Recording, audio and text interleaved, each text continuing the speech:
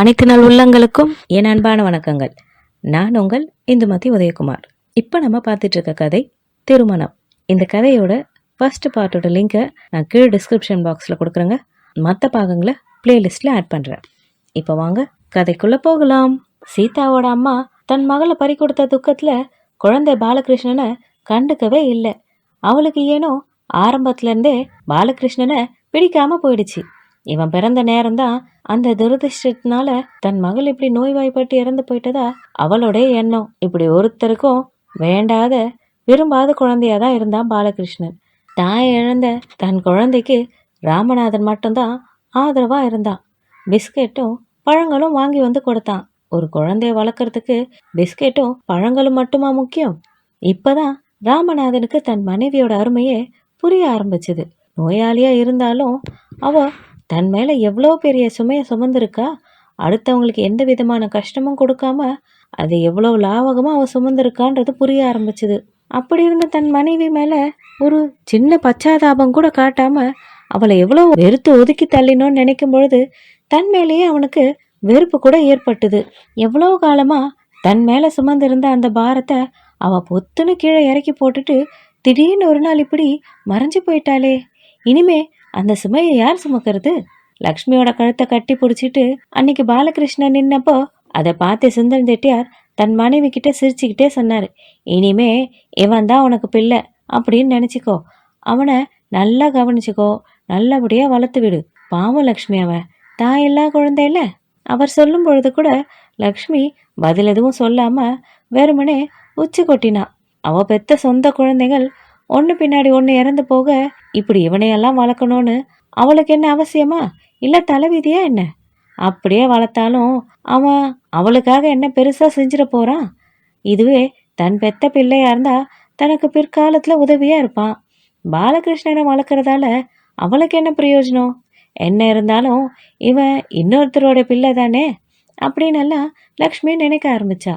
தன் மகன் ரங்கசாமி இறந்த பின்னாடி வேற எந்த குழந்தைகிட்டையும் தன்னால அன்பு செலுத்த முடியாதுன்னே அவன் நினைச்சா. அவனை போல புத்தி கூர்மையும் அழகும் வேற எந்த பிள்ளைக்கு இருக்கும்? வேற எந்த குழந்தையால அவனை மாதிரி மழலை மொழி பேசி அவளை மயக்க முடியும்? அப்படி ஒரு குழந்தை இந்த உலகத்துல இருக்கா என்ன? இல்ல இனிமேதான் பிறக்க போகுதா? குழந்தை பாலகிருஷ்ணன் பாட்டி பாட்டின்னு எந்நேரமும் அவ காலை சுத்தி சுத்தி வந்தான். அந்த நேரங்கள்ல எல்லாம் அவளை விடாப்பிடியா இழுத்து பிடிச்சு தள்ளுற அளவுக்கு அவ கொடூர குணம் கொண்டவ இல்லை. ஆனாலும் அவனை கட்டி பிடிச்சு ரசிக்கிற அளவுக்கு அவளுக்கு மனசும் இல்லை. அதோ அங்கே பொம்மை இருக்கு பார், அதை எடுத்து வச்சு விளையாடு. தோ பிஸ்கெட் இருக்கு, அங்கே உக்காந்து சாப்பிடு அப்படின்னு ஏதாவது சொல்லி அவனை அனுப்பி வச்சிருவா. பாலகிருஷ்ணனுக்கு ஏனோ தன் அம்மா கிட்டேயும் தன் அம்மா பெத்த பாட்டிக்கிட்டேயும் பார்க்காத ஒரு வசீகர சக்திய தன் தாத்தாவோட 2வது மனைவியாகிய இந்த லக்ஷ்மி அம்மாள் கிட்ட பார்க்கறான். அவன் பிறந்ததுல இருந்தே அவன் அம்மாவை நோயாளியாவே பார்த்துட்டான். அதனால அவளை பார்த்தாலே அவனுக்கு சுத்தமா பிடிக்காது. எப்பவுமே வெறுப்பு தான். ஆனா லக்ஷ்மி அம்மாவோட முகத்துல எவ்வளோ சோகம் இருந்தாலும் அந்த மலர்ந்த முகத்தை பார்க்கும் பொழுது அவனையும் அறியாம அவகிட்ட ஈர்க்கப்பட்டான். ஒரு நாள் பாலகிருஷ்ணன் லக்ஷ்மி கிட்ட வந்து, பாட்டி உனக்கு ஒரு பாட்டு சொல்லட்டுமா அப்படின்னு கேட்டான். அவ உம்மனு தலையாட்டினதும் அவன் தனக்கு தெரிஞ்ச எல்லா பாடல்களையும் அவன் முன்னாடி பாடி காமிச்சான். எப்படியாவது தனக்கு தெரிஞ்ச விஷயங்கள் எல்லாம் அவகிட்ட சொல்லி அவகிட்ட பாராட்டு வாங்கணுன்றது குழந்தையோட நினைப்பு. காக்கா காக்கா கண்ணுக்கு மை கொண்டு வா, குருவி குருவி கொண்டைக்கு பூ கொண்டு வா அப்படின்னு பாட ஆரம்பிச்சான். இந்த மாதிரி ரங்கசாமி பாடி இருந்தா இந்நேத்துக்கு கிண்ணத்துல பாலும் தேனும் கொண்டு வந்து லக்ஷ்மி கொடுத்திருப்பா. ஆனா இப்போ 4 வயசுல அம்மாவை முழுங்கினவனுக்கு வேற யாரும் பாலும் தேனும் கொடுப்பாங்க? கொக்கும் குருவியும் தான் தரணும். லக்ஷ்மி சிரிச்சுக்கிட்டே சொல்லி அவன் கண்ணத்தை லேசா கிள்ளினான். ஆனாலும் பாலகிருஷ்ணனுடைய இந்த பாடல்கள் எல்லாம் அவளுக்கு கொஞ்சம் கொஞ்சமா பிடிக்க ஆரம்பிச்சது. பையன் பள்ளிக்கூடம் போக ஆரம்பிச்சான். அம்மா இறந்ததுனால கொஞ்சம் காலம் தாழ்த்தி தான் அவன் ஸ்கூல்ல சேர்க்கப்பட்டான். அவன் கத்துக்கிட்ட பாடல்களையும் பேச்சுக்களையும் இங்க கொண்டு வந்து பாட்டி கிட்ட சொல்லி அவளை சந்தோஷப்படுத்த ஆரம்பிச்சான். அதையெல்லாம் பார்க்க பார்க்க லக்ஷ்மிக்கு ரொம்ப சந்தோஷமா இருந்துச்சு. நிலா நிலா எங்கே போற? மலைக்கு போறேன். மலைக்கு எதுக்கு? மரம் வெட்ட. மரம் எதுக்கு? செப்பு செய்ய. செப்பு எதுக்கு? காசு போட. காசு எதுக்கு? மாடு வாங்க. மாடு எதுக்கு? பால் கறக்க. பால் எதுக்கு, நீ குடிக்க அப்படின்னு ஒரு நாள் பாலகிருஷ்ணன் சொன்னப்ப, வானத்துல இருக்க சந்திரனாடா உனக்கு பால் கொண்டு வர போகுது, ஏன் நான் தரமாட்டேனா கண்ணு அப்படின்னு லக்ஷ்மி அவனை அணைச்சிக்கிட்டா. அவன் எழுந்து நின்று சந்தோஷமா ஆடி காமிச்சான். அவன் ஆடி முடிச்சதும், நீயும் என் ரங்கசாமி போலயே ரொம்ப பலையா ஆடுறடா அப்படின்னு அவனை கட்டி பிடிச்சி முத்தம் கொடுத்தா. பாலகிருஷ்ணனும் ஓடி விளையாடு பாப்பா, செந்தமிழ் நாடனும் போதினிலேன்னு எல்லா பாட்டுகளையும் பாடினான். கொஞ்ச நாட்கள்லயே ரங்கசாமி பாடாத நிறைய பாட்டுகளை பாடி அவன் காட்டாத நிறைய விளையாட்டுகள் எல்லாம் அவன் அவளுக்கு காட்ட ஆரம்பிச்சான். அப்போ எல்லாம் லக்ஷ்மி, பரவாயில்லையே, நீ என் ரங்கசாமியை விட ரொம்ப புத்திசாலியா இருக்கையடா அப்படின்னு சொல்லி சந்தோஷப்படுவா. இப்படியே கொஞ்சம் கொஞ்சமா லக்ஷ்மி தன் மகன் இறந்த துக்கத்தை மறக்க ஆரம்பிச்சா. சுந்தரம் செட்டியாரோடைய போதனைகள் சாதிக்காத ஒரு காரியத்தை காலமும் பாலகிருஷ்ணனும் சேர்ந்து சாதிச்சாங்க. கொஞ்ச நாள் கழிச்சு சீதாவுடைய அம்மா அம்மாள் வெற்றிபுரத்துக்கு வந்தா. சீதா இறந்த பிறகு அவனை கவனிச்சுக்காம போனதுல தன் மேல இருந்த தப்ப உணர்ந்து தன் பேரனை தன் வீட்டுக்கே கொண்டு போய் கொஞ்ச நாள் வச்சிருக்கணும்னு அவளுக்கு ஆசையா இருந்துச்சு. இங்க வீட்டுக்கு வந்து லக்ஷ்மி கிட்ட அவளோட ஆசையையும் சொன்னா. ஏன் பேஷா கூட்டிட்டு போங்களே, உங்களுக்கு இல்லாத குழந்தைய என்ன, அவ உங்களுக்கும் பேரன் தானே அப்படின்னு சொல்லி வச்சா. ஆனா மனசார அவ அப்படி சொல்லல. அன்னைக்கு ராத்திரியே தன் கணவன் வந்தப்ப, குழந்தை நல்லா படிச்சுக்கிட்டு இருக்க நேரத்துல இப்படி அந்த பட்டிக்காட்டுக்கு அனுப்பி வச்சா அவன் படிப்பு என்னத்துக்கு ஆகுறது அப்படின்னு ரகசியமா சொன்னான். அவளுடைய மனசுல இருந்த அந்த எண்ணத்தை புரிஞ்சவரை அவரு பாலகிருஷ்ணனை அவன் பாட்டியோட அனுப்பி வைக்க மறுப்பு சொல்லிட்டாரு. இப்படி தன் மனைவியோட தூண்டுதல் பேரில் தான் சுந்தரம் செட்டியார் பேரனை அனுப்ப மறுத்துட்டார்னு ஆவுடைய அம்மாளுக்கு எப்படியோ தெரிஞ்சு போச்சு. என் பேரனை அனுப்ப மாட்டேன்னு சொல்ல இவ யாரு, இவ என்ன அவன் அப்பனை பெத்த பாட்டியா என்ன, இந்த மாதிரி எல்லாம் அதிகாரம் செய்யறதுக்கு ரெண்டாந்தாரமா வந்து வாழ்க்கப்பட்டவ தானே இந்த கழுத, இவளுக்கு என்ன இவ்வளவு திமிரு அப்படின்னு பக்கத்து வீட்டுக்காரி கிட்ட குறைப்பட்டுக்கிட்டே அந்த வீட்டுல ஒரு வாய் சோறு கூட சாப்பிடாம சொல்லிக்காம கொல்லிக்காம ஊருக்கு கிளம்பி போயிட்டா. அதை கேள்விப்பட்டதும் லக்ஷ்மிக்கு ரொம்ப வருத்தமா இருந்தது. என்ன இருந்தாலும் பாலகிருஷ்ணன் தன்னுடைய மகனோ அல்லது தன்னுடைய சொந்த பேரனோ இல்லையே, எதுக்காக இப்படி இன்னொருத்தி பிள்ளை கிட்ட இவ்வளோ பாசம் வச்சேன்னு நினைக்கும் பொழுது தலை வலிக்க ஆரம்பிச்சுது. அதுக்கேத்த மாதிரி அன்னைக்கு நடந்த ஒரு சம்பவம் அவன் ஞாபகத்துக்கு வந்தது. ஒரு நாள் பள்ளிக்கூடத்துல இருந்து வீட்டுக்குள்ள நுழையும் போதே பாட்டி பாட்டின்னு கத்திக்கிட்டே பாலகிருஷ்ணன் வந்தான். அவ பிரியத்தோட வந்து அவனை அள்ளி அணைச்சி மடியில உட்கார வச்சு, இதை பாடுறா கண்ணா, நான் உனக்கு பாட்டி இல்லடா கண்ணு, நான் தான் இனிமே உனக்கு அம்மா, சரியா, அதனால என்ன ஒரு வாட்டி அம்மானு கூப்பிடு பார்க்கலாம் அப்படின்னு அவன் சொன்னான். ஆனா அவன் அதெல்லாம் காதுல போட்டுக்காம வழக்கப்படி அவளை பாட்டி பாட்டினே கூப்பிட்டான். அப்பெல்லாம் அவளுக்கு எந்த ஒரு தப்பான எண்ணமும் தோணல. ஆனா இன்னைக்கு யோசிக்கும் பொழுது, ஏன் அந்த பையன் மட்டும் என்ன நான் அம்மானு கூப்பிடுறான்னு சொல்லியும் அவன் என்ன பாட்டி பாட்டின்னு தானே கூப்பிடுறான், ஒரு முறையாவது என்ன அம்மானு கூப்பிட்டுருப்பானா, என்ன இருந்தாலும் அவன் வேத்து பிள்ளை தானே. லக்ஷ்மி மனசு நொந்து போனான். அன்னைக்கு மத்தியானம் சுந்தரம் செட்டியார் சாப்பிட வந்தப்ப பாலகிருஷ்ணனை கொண்டு போய் அவன் பாட்டி வீட்லயே சேர்த்துருங்களே, நான் யார் அவனை அனுப்ப வேண்டான்னு சொல்றதுக்கு. சொன்னவளோட கண்ணுல இருந்து கண்ணீர் வழிய ஆரம்பிச்சுது. விஷயம் என்னன்னு முழுசா கேட்டு விசாரிச்சுக்கிட்ட பின்னாடி, உனக்கு இல்லாத உரிமையா அந்த அம்மாவுக்கு மட்டும் வந்துட போகுது, அவன் சின்ன குழந்தை, அதனால நீ சொல்றதுக்கான அர்த்தம் அவனுக்கு புரியல, அதையெல்லாம் நினைச்சு நீ வருத்தப்படுவியா என்ன. சுந்தரம் செட்டியார் தன் மனைவியை தேற்றினாரு. குழந்தைகள் சந்தோஷமே எனக்கு இருக்கக்கூடாதுன்னு தானே அந்த கடவுள் நான் பெத்த பிள்ளைகள் எல்லாத்தையும் ஒன்னொன்னா என்கிட்ட இருந்து பறிச்சுக்கிட்டாரு, எனக்கு எதுக்கு தேவையில்லாத இந்த வீணாசை, லக்ஷ்மி சொன்னா. இப்படியே விட்டா எங்க பழைய மாதிரி லக்ஷ்மியோட மனசு மாறிடுமோன்னு சுந்தரம் செட்டியார் பயந்தார். எல்லாம் நல்லபடியா நடந்துகிட்டு இருக்கும் பொழுது இப்படி வகத்தொகை இல்லாம இந்த ஆவுடையம்மா வந்து காரியத்துக்கு எடுத்துட்டாலே, அந்த அம்மாவை திட்டி தீட்டுக்கிட்டு இருந்தாரு. ஒரு நாள் சுந்தரம் செட்டியார் வீட்டுக்கு வந்தப்ப வீட்டுல யாருமே இல்லை, வீடு திறந்திருந்துச்சு. ஆனா லக்ஷ்மியை காணோம். எங்க போயிருப்பா அவ, மாடிக்கு கூட போய் பார்த்தார், அங்கேயும் இல்லை. வீட்டை திறந்து போட்டுட்டு இப்படி எங்க போயிட்டா. செட்டியார் ரொம்ப நேரம் காத்திருந்து அதுக்கு மேல தாளாம இன்னும் எங்க தான் காணோன்னு வாசலுக்கு இந்த பக்கமோ அந்த பக்கமோ நடந்துகிட்டு இருந்தார். அப்போ தூரத்துல தெருக்கோடியில பாலகிருஷ்ணனை கையில பிடிச்சுக்கிட்டு லக்ஷ்மி வீடு நோக்கி நடந்து வந்துகிட்டு இருந்தா. எங்கே போயிருந்த லக்ஷ்மி, பள்ளிக்கூடம் விட்டு ரொம்ப நேரம் ஆயிடுச்சுங்க, இந்த பையனை காணமேனு பார்க்க போயிருந்தேன், அதுக்கு வீட்டை இப்படி பூட்டாம திறந்து கூடவா போட்டுட்டு போவேன், ஐயோ திறந்தா இருந்தது, நான் ரொம்ப அவசரமா கிளம்பி போயிட்டேங்க, அதனால தான் வீட்டை பூட்ட மறந்துட்டேன் போல. செட்டியார் சிரிச்சுக்கிட்டே, ஆமா, நீ யார் அவனை தேடுறதுக்கு? உனக்கு ஏன் இந்த தேவையில்லாத வீணாசை? அவன் என்ன உன் பிள்ளையா? இப்படியெல்லாம் நீ பயப்படுறதுக்கும் அவசரப்படுறதுக்கும் அப்படின்னு அவளை பார்த்து கேட்டாரு. தன் கணவன் தன்னை சீன்றாருன்றதை உணர்ந்தவளா உடனே சிரிச்சுக்கிட்டே, சரி சரி வாங்க உள்ள போலாம், ரொம்ப நேரம் ஆயிடுச்சு, போய் சாப்பிடலாம் அப்படின்னு கூட்டிட்டு போனான். நாட்கள் அப்படியே நகர ஆரம்பிக்க லக்ஷ்மி இப்பெல்லாம் பாலகிருஷ்ணன் கிட்ட ரொம்ப அன்பாவே இருந்தா. அவனுக்கு இப்ப 10 வயசு இருக்கும். அன்னைக்கும் பள்ளிக்கூடம் விட்டதும் பாலகிருஷ்ணன் வேக வேகமா வீடு நோக்கி ஓடி வந்தான். இன்னைக்காவது பாட்டி வந்திருக்காளான்னு பார்க்கணுன்ற ஆவல் தான். பாட்டி ஊருக்கு போய் ஏறக்குறைய 1 மாசம் ஆயிடுச்சு, இன்னும் வரல. ஒவ்வொரு நாளும் காலையில அவன் பள்ளிக்கூடம் போற வரைக்கும் பாட்டி வருவாளான்னு பார்த்துக்கிட்டே இருப்பான். சாயந்தரம் பள்ளிக்கூடம் முடிஞ்சு வீட்டுக்கு வரும்பொழுதும் அப்பயாவது வந்திருக்காளான்னு ஆர்வத்தோட வந்து பார்ப்பான். வீட்டில் வந்து பாட்டி இல்லைன்னு தெரிஞ்சதும் ஏமாந்து போயிடுவான். லக்ஷ்மி அம்மா பாலகிருஷ்ணன் கூட கூட்டிட்டு போயிருக்கலாம், ஆனா அவனுடைய படிப்பு கெட்டு போயிடும்னு சுந்தரம் செட்டியார் தான் வேண்டான்னு சொல்லிட்டாரு. இப்படி 1 மாச காலமா சுந்தரம் செட்டியாருக்கும் பாலகிருஷ்ணனுக்கும் ஹோட்டல்ல தான் சாப்பாடு. ஏன் பாலகிருஷ்ணனோட அப்பா ராமநாதன் என்னானா அவனுக்கு தான் மறுமணம் பண்ணி ஆயிடுச்சே. புதுசா வந்த அந்த பெண்ணுக்கும் லக்ஷ்மி அம்மாளுக்கும் ஏனோ ஒத்து போகல. அதனால ராமநாதன் தன் புது மனைவியோட தூண்டுதலின் பேர்ல தனி குடுத்தனத்துக்கு போயிட்டான். மகனும் மருமகளும் தனியா பிரிஞ்சு போகும்பொழுது பாலகிருஷ்ணனையும் ராமநாதன் கூட்டிட்டு போயிடுவானோன்னு லக்ஷ்மி ரொம்ப கவலையா இருந்தா. ஆனா நல்ல வேலையா அவன் பாலகிருஷ்ணனை அவகிட்டயே விட்டுட்டு போயிட்டான். ஆனா உண்மையிலேயே தன் மகனை விட்டுட்டு போனதுக்கு காரணம் லக்ஷ்மியோடைய சந்தோஷத்துக்காக மட்டும் இல்ல, தன்னுடைய சுயநலத்துக்காகவும் தான். அப்போதானே அவர் தன்னுடைய புது மனைவி கூட சந்தோஷமா இருக்க முடியும். அதுவும் ஒரு காரணம். லக்ஷ்மி ஊருக்கு போன உடனே கொஞ்ச நாள் அவன் அப்பா வீட்டுல இருக்க சொல்லி சுந்தரம் செட்டியார் பாலகிருஷ்ணன் கிட்ட சொன்னாரு.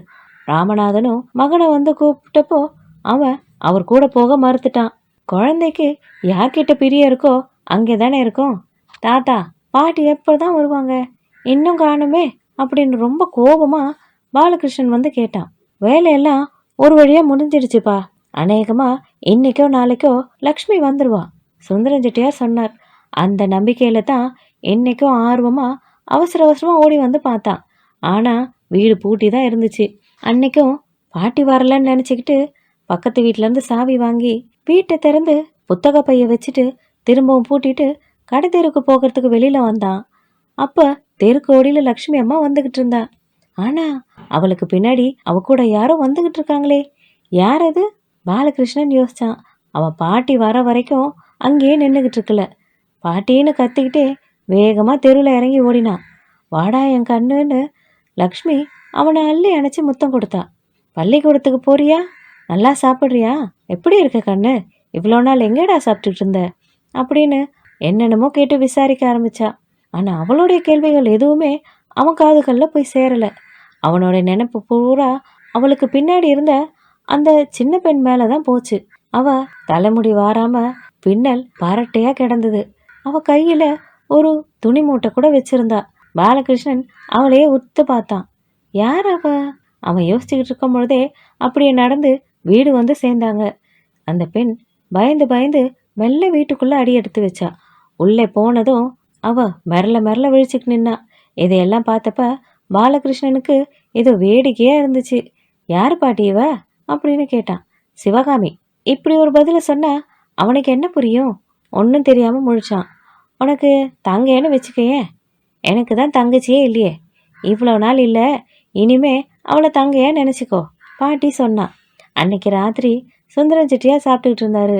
1 மாசம் கழிச்சு தன் சித்தி வந்திருக்க செய்தியை கேட்டதும் ராமநாதனும் வீட்டுக்கு துக்கம் விசாரிக்க வந்திருந்தான். லக்ஷ்மி அவனை உட்காந்து சாப்பிட சொல்லலைனாலும் அவனாகவே வந்து அங்கே உட்காந்துக்கிட்டான். எல்லாருக்கும் சாப்பாடு பரிமாறப்பட்டுச்சு. அந்த சின்ன பெண் வந்திருக்கிறத சுந்தரம் செட்டியார் கவனிச்சாருதான். ஆனா அவளை பத்தி எதுவுமே கேட்கல. லக்ஷ்மியே தானா வந்து சொல்லுவான்னு நினைச்சாரு. ஆனா ரொம்ப நேரம் ஆகியும் அவ பேச்சு எடுக்காம இருக்கவே அவரே மெதுவா கேட்டாரு. உன் கூட கூட்டிட்டு வந்திருக்கியே, அவதான் உன் தங்கை மகளா? லக்ஷ்மி எதுவும் சொல்லாம ஆமான்னு தலையாட்டினா. பாவம், அவளை காப்பாத்துறதுக்கு இனிமே யாருமே இல்லை போல இருக்கே. சுந்தரம் செட்டியார் சொன்னதும் லக்ஷ்மிக்கு எங்க இருந்துதான் அவ்வளோ ஆத்திரம் வந்ததுன்னு தெரியல. ஏன் இல்லை? ஏன் நான் இருக்கேன் என் முண்டை மாதிரி, இது உங்களுக்கு தெரியலையா என்ன? நீ அந்த பெண்ணுக்கு பெரியம்மான்றது எனக்கு தெரியாதா என்ன? பாவம் இவ்வளவு சின்ன வயசுலயே அப்பா அம்மாவை இழந்துட்டு அனாதையா நிக்கிறாளேன்னு சொன்னேன். அதனால தான் இனிமே அவளை நான் வளர்க்க போறேன். நான் தான் அவளுக்கு அம்மா, நீங்க தான் அவளுக்கு அப்பா. லக்ஷ்மி சொல்லிட்டு ஒரு கண்ணால ராமநாதனை ஒரு முறை பார்த்தா. அவன் எதுவுமே சொல்லல. லக்ஷ்மியே சொன்னா, அவ இனிமே இங்கதான் இருக்க போறா. நாம தான் அவளை நல்லபடியா வளர்த்து அவளுக்கு எல்லாம் செய்யணும். ஆத்திரமும் அழுகையுமா ஆனா அழுத்தமா சொன்னா. யார் வேண்டான்னு சொன்னது? வேஷம் இருந்துட்டு போட்டுமே, நல்லாவே வளர்ப்போம். யாரோ இங்க அதெல்லாம் வேண்டான்னு சொன்ன மாதிரில நீ நினைச்சுக்கிற? சிரிச்சுக்கிட்டே சுந்தரம் செட்டியார் சொன்னார். அப்பவும் அவன் ராமநாதனை பார்த்தா. அவன் எதுவுமே சொல்லாம அமைதியா சாப்பிட்டுக்கிட்டு இருந்தான். எல்லாரும் சாப்பிட்டு முடிச்சு கை கழுவினாங்க. அவளுக்கு என்ன வயசாகுது? மனைவியை பார்த்து கேட்டார். 8 வயசாகுது. சரி, எங்க அவளை காணோம்? அவர் சொன்னதும் சிவகாமி அப்படின்னு லக்ஷ்மி கூப்பிட்டா. பதில காணோம். வாசல்யம் வீட்டுக்குமா எங்க அங்கேயும் தேடி பார்த்தா. எங்கேயுமே காணோம்.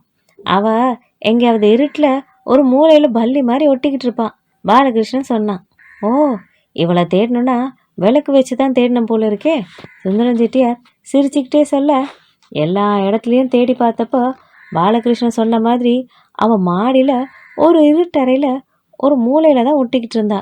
அந்த பெண்ணுக்கு இருட்டை பார்த்தா கூட அப்படி ஒரு பயம் இல்லை. ஆனால் புது ஆட்களை பார்த்தா அதை விட அதிகமாக பயப்படுறா. இவ்வளோ பெரிய வீட்டில் நீ இருக்கிறதுக்கு இந்த இருட்டறை தான் கிடைச்சிதா உனக்கு? இங்கே ஒண்டிக்கிட்டு இருக்க?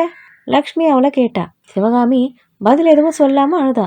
பல நாட்கள் சிவகாமிய பாலகிருஷ்ணன் இப்படிதான் என்னென்னமோ சொல்லி கேலி செய்வான். பாட்டி, பூனை வருது பார், பாலை எங்கே வச்சிருக்க? பேசாம உரியில எடுத்து வச்சிரு அப்படின்னுவான்.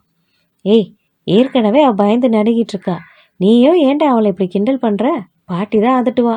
சிவகாமி அடி மேல அடி எடுத்து வச்சு சத்தம் இல்லாம பூனை மாதிரி நடக்கிறத தான் பாலகிருஷ்ணன் இப்படி வேடிக்கையா சொன்னான். ஏன் பாட்டி, ஏன் இவ இப்படி நம்மளை பார்த்து பயப்படுறா? நம்ம எல்லாம் பார்த்தா அவளுக்கு புலி மாதிரி தெரியுதா என்ன? பாலகிருஷ்ணன் சிரிச்சுக்கிட்டே கேட்பான். ஒரு நாள் லக்ஷ்மி அம்மா சிவகாமியை ஏதோ வேலைக்காக கூப்பிட்டா. என்ன பெரியம்மா அப்படின்னு அந்த சின்ன பெண் வந்து நிற்க, 8 வயசுல அப்பாவை அம்மாவை இழந்துட்டு நிற்கிற உனக்கு பெரியம்மா என்ன சின்னம்மா என்னடி? இனிமே என்னை அம்மானு தான் கூப்பிடணும், சரியா? லக்ஷ்மி சொல்ல, இனிமே இவளை பெரியம்மானு கூப்பிடக்கூடாது போலையே அப்படின்னு பயந்துக்கிட்டு அதுலேருந்து அவளை அம்மானே கூப்பிட ஆரம்பிச்சான். அவள் கூப்பிட கூப்பிட லக்ஷ்மிக்கு ரொம்ப சந்தோஷமா இருந்தது. சிவகாமிக்கு புதுசா பாவாடை சட்டையெல்லாம் தைக்கப்பட்டது. பாலகிருஷ்ணனுக்கு தலைவாரதும் மற்ற வேலைகள் செய்யறதோட சிவகாமிக்கும் தலைவாரி பின்னல் போட்டு விடுவா லக்ஷ்மி அம்மா. சிவகாமி அவளை அம்மானு கூப்பிட்றத காட்டி கூட பாலகிருஷ்ணன் கிட்ட எவ்வளவோ லக்ஷ்மி எடுத்து சொன்னான். ஆனா அப்பவும் அவன் பாட்டின்னு தான் சொல்லிக்கிட்டு இருந்தான். லக்ஷ்மிக்கு கோபம் தான் வந்தது. இவ்வளோ முறை சொல்லியும் பாட்டி பாட்டினே கூப்பிட்டுக்கிட்டு இருக்கானே. ஆனா அவகிட்ட ஒரே ஒரு முறை தான் அம்மானு சொல்ல சொன்னேன். உடனே அவ என் பேச்சுக்கு மறுப்பெதுவும் சொல்லாம என்னை அப்படியே கூப்பிட ஆரம்பிச்சிட்டா அப்படின்னு அவன் மனசுக்குள்ளேயே சிவகாமியை பெருமையா நினைக்க ஆரம்பிச்சா. சிவகாமி அவளுடைய சொந்த தங்க பெண். பாலகிருஷ்ணனும் அவ மூத்தாளுடைய பேரன் தானே. நிலைமை இப்படி இருக்க அப்போ அவளுடைய அன்பு எந்த பக்கம் பாயும்? லக்ஷ்மியோட போக்கு மாறிடுமா? பொறுத்து இருந்து தான் பார்க்கணும். நீ ஏண்டா அந்த பெண்ணை இப்படி கண்ணில் பார்க்க விடாம பண்ற? அப்பா அம்மா இல்லாம சீரழிதே குழந்தைன்னு கூட்டிட்டு வந்தா நீ ஏண்டா அவளை இப்படி பாடா படுத்துற? அனாதை கழுத வேற எங்கேயாவது போய் தொலையட்டுமே, இங்கேயே இருக்கணும். அவளை ஏண்டா அனாதை கழுதைன்னு சொல்ற? நீ என்ன அம்மாவோட சவரட்சணையில வாழற? நீயும் 4 வயசுல இருந்து என் கையை தானே அண்டி பிழிச்சுக்கிட்டு இருக்க. நீ மட்டும் ஏன் இங்க இருக்க? நீயும் உங்க அப்பா வீட்டுக்கு போகிறது தானே. எதுக்கு இங்க இருக்கணும்? எனக்கு இந்த வீட்டில் இருக்க உரிமை இருக்கு, அவளுக்கு என்ன உரிமை இருக்கு? என்னடா பெரிய உரிமையை பார்த்துட்ட? உனக்கு இருக்க உரிமை தான் அவளுக்கும் இருக்கு. உன் தாத்தா உன்னை கொண்டு வந்து வளர்க்குறாரு, நான் அவளை கொண்டு வந்து வளர்க்குறேன். இதுல என்ன பெரிய உரிமையை நீ பார்த்துட்ட? யார் என்ன வேணா சொல்லிக்கோங்க, அவ இங்க தான் இருப்பா. லக்ஷ்மி சொல்ல, ஓஹோ, அதையும் தான் பார்க்குறேனே பாலகிருஷ்ணன் சொன்னான். இந்த மாதிரி சண்டையும் சச்சரவும் பாட்டிக்கும் பேரனுக்கும் அடிக்கடி வர ஆரம்பிச்சது. தொடக்கத்துல இருந்தே சிவகாமியை பார்க்கும் பொழுதே பாலகிருஷ்ணனுக்கு ஏதோ ஒரு விதமான வெறுப்பு தான் வந்தது. அதனால எந்நேரமும் அவளை கேலியும் கிண்டலுமா தான் செஞ்சுக்கிட்டு இருப்பான். அதுக்கு காரணமும் இருக்கு. ஏன்னா முன்னாடி எல்லாம் பாலு பாலுன்னு மட்டும் கூப்பிட்டுட்டு இருந்த லக்ஷ்மி இப்ப எல்லாம் காமு காமுன்னு கூப்பிட ஆரம்பிச்சதுதான். எந்நேரமும் பாலகிருஷ்ணனை மட்டும் பாராட்டிக்கிட்டு இருந்தவ இப்ப சிவகாமியும் சேர்த்து பாராட்டி சீராட்டி வளர்க்க ஆரம்பிச்சிட்டாலே. என்ன செஞ்சாலும் 2 பேருக்குமே செய்வா லக்ஷ்மி. இதனால தான் பாலகிருஷ்ணனுக்கு அவளை பிடிக்காம போயிடுச்சு. அவனுடைய உள்ளத்துல பொறாம குடிக்கொள்ள ஆரம்பிச்சுது. சிவகாமி வர்றதுக்கு முன்னாடி எல்லா பண்டங்களையும் பாலகிருஷ்ணன் மட்டும்தான் சாப்பிட்டுக்கிட்டு இருந்தான். அது மட்டும் இல்லாம பாட்டியோட அன்பையும் முழுசா அவன் மட்டும்தான் அனுபவிச்சுட்டு இருந்தான். ஆனா இப்ப என்னமோ எல்லா பண்டங்களும் பகிர்ந்து கொடுக்க ஆரம்பிச்சுது. ஏன் பாட்டியோட அன்பு கூட தான். லக்ஷ்மி அம்மா சிவகாமி மேல ரொம்ப அன்பு செலுத்தினான். ஆனா என்னவே லக்ஷ்மி அவன் மேல அன்பு செலுத்தினாலும் ஒரு குற்ற உணர்வு அவளுக்குள்ளேயே இருக்கதான் செஞ்சுது. என்ன இருந்தாலும் சிவகாமி வேத்து வீட்டு பெண் தானே, பாலகிருஷ்ணனுக்கு தான் இந்த வீட்டில் முழு உரிமை இருக்குன்ற எண்ணம் அவளுக்குள்ளேயும் இருந்தது. அதோட பாலகிருஷ்ணனை சின்ன வயசுலேருந்து அவள் வளர்த்துருக்கால, அதனால பாலகிருஷ்ணனுக்கு சாப்பாட்டில் நெய் ஊற்றினான்னா சிவகாமிக்கு எண்ணெய் தான் ஊற்றுவா. எந்த தின்பண்டமும் பாலகிருஷ்ணனுக்கு கொஞ்சம் அதிகமாக தான் கொடுப்பா. பேரன் தூங்குறதுக்கு மெத்தை விரிச்சு கொடுத்தான்னா சிவகாமிய பாயில படுக்க வச்சா. லக்ஷ்மி இவ்வளவு தூரத்துக்கு செய்யும் பொழுது கூட அவனுக்கு பொறாமையா தான் இருந்துச்சு. அவனுக்கு இதெல்லாம் சுத்தமா பிடிக்கல. இவன் ஏன் இந்த வீட்டுல தங்கணும் அப்படின்னு நினைச்சுக்கிட்டு இருக்கவன் அவன். அப்படி இருக்கும் பொழுது கொஞ்சமா பண்டம் கொடுத்தா என்ன, பாயில படுக்க வச்சாதான் என்ன, எல்லாமே அவனுக்கு கோபத்தை தான் அதிகமாக்குச்சு. ராமநாதன் வீட்டில இருந்து எப்படி பிரிஞ்சு போனாரோ அதே மாதிரி கொஞ்ச காலத்துல கடையில இருந்து பிரிஞ்சு தனி வியாபாரம் செய்ய ஆரம்பிச்சாரு. ஒரு சில சமயங்கள்ல பாலகிருஷ்ணன் அப்பாவுக்கு உதவியா கடைக்கு போவான். ஆனா அப்பான்ற பாசமோ அன்போ இல்லைனாலும் அவனுக்கு அவர்கிட்ட மரியாதை இருந்தது. அந்த மாதிரி அவர்கிட்ட போகும்பொழுதெல்லாம் அவர் தன் மகனுக்கு 2 அண்ணா 4 அண்ணா கொடுக்கறது வழக்கம். தாத்தா கிட்ட கேட்டு தனக்கு கிடைக்காத சாமான்களை அவன் தன் அப்பா கிட்ட கேட்டு வாங்க ஆரம்பிச்சான். ஒரு நாள் அந்த மாதிரி பாலகிருஷ்ணன் அப்பா கிட்ட போயிருக்கும் பொழுது அவர் அவனை பார்த்து, சரி உன்ன மாதிரி பாட்டி உன் மேல அன்பா இருக்காளா இல்லையா? அவளோட தங்க பெண் ஒருத்தி வந்திருக்காளே, அவ மேலதான் ரொம்ப பாசமா இருக்க போல அப்படின்னு கேட்டார். ஏன் அப்படிலாம் இல்லையே, எப்பயும் போல என் மேல பாசமா தான் இருக்கா அப்படின்னு பாலகிருஷ்ணன் விட்டு கொடுக்காம பதில் சொன்னான். அப்புறம் அவர் கொடுத்த 2 அண்ணாவை வாங்கிக்கிட்டு வீடு வந்து சேருவான். அவன் அங்க போகும்பொழுதெல்லாம் அவர் இதே கேள்வியை தான் கேட்பாரு. பாலகிருஷ்ணனும் இதே மாதிரி தான் பதில் சொல்லிக்கிட்டு வந்தான். என்னவே அவன் பதில் சொன்னாலும் அவன் மனசுக்குள்ளேயும் ஒரு சந்தேகம் எழதான் ஆரம்பிச்சுது. பாட்டி முன்ன மாதிரி தன்னை கவனிச்சுக்கிறது இல்லையோன்ற எண்ணம் கொஞ்சம் கொஞ்சமா அவன் மனசுல வேறுன்னு ஆரம்பிச்சுது. அதுக்கு காரணம் இந்த சிவகாமி தான்ற கோபமும் அவனுக்கு வந்தது. ஒரு நாள் பாலகிருஷ்ணன் இட்லி சாப்பிட்டுக்கிட்டு இருந்தான். சிவகாமி வந்து அவனுக்கு தண்ணீர் வச்சுட்டு போனான். உன் மக சாமர்த்தியத்தை பாத்தியா என்ன, தண்ணீர் செம்ப எங்க வைக்கிறான்னு பாரு, பட்டிக்காட்டு கழுத வளர்ந்துருக்க லட்சணத்தை பாரு பாலகிருஷ்ணன் சொன்னான். ஏண்டா உனக்கு அவளை பிடிக்காம போயிடுச்சு, அவளை எப்ப பார்த்தாலும் இப்படி திட்டிக்கிட்டே இருக்க, அவளை திட்டுறது இல்லாம செத்து போன அவளோட அப்பனையும் ஆத்தாலையும் கூட சேர்த்து இழுக்கிறியே பாட்டி சொன்னா. இப்படி லக்ஷ்மி அவளுக்கு வக்காலத்து வாங்கும் பொழுதெல்லாம் பாலகிருஷ்ணனுக்கு அவன் மேல வெறுப்பு தான் வர ஆரம்பிச்சது. அவன் மேல வெறுப்பு வந்தது இல்லாம அவ தொட்ட சாமான்களையும் வெறுக்க ஆரம்பிச்சான். அவன் மேல இருந்த பொறாமையும் பகையும் நாளுக்கு நாள் அதிகமாக ஆரம்பிச்சுது. ஆகாதவன் கைப்பட்டா குத்தம், கால் பட்டா குற்றன்ற மாதிரி சம்பந்தமே இல்லாம எல்லாத்தையும் ஒதுக்கி தள்ள ஆரம்பிச்சான். அவ தொட்டு கொண்டு வந்த தண்ணியும் எனக்கு வேண்டான்னா.